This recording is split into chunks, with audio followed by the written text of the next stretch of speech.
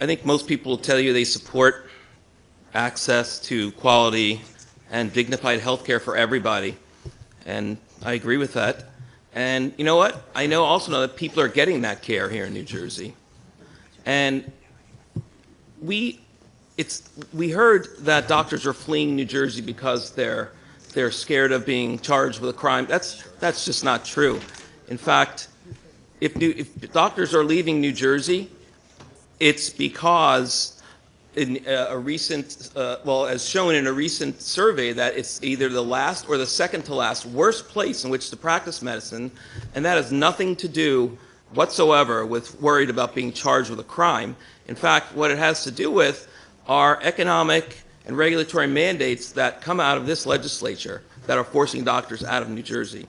So, a couple points. I have an entire binder here of problems with this bill, but I won't spend too long on it, but I have a few points. If you want to submit your comments in writing, we can take No, I'll get through it.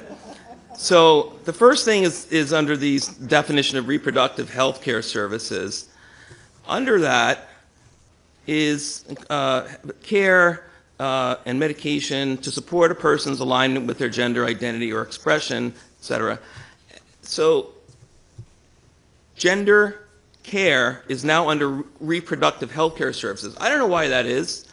I think it might be unintentional. I think it's intentional because under reproductive health care services is one of the things listed here is abortion. Now, New Jersey has the most permissive abortion laws in the nation, which includes abortions for minors without parental consent. So my concern here is that now this will be used as a vehicle to address minors for transgender care, or for gender care without parental consent. This is yet another assault, will be another assault on parental rights. The idea that we're not going to cooperate, our law enforcement, we're not going to let them cooperate with other states is also very, very concerning. What's going to happen?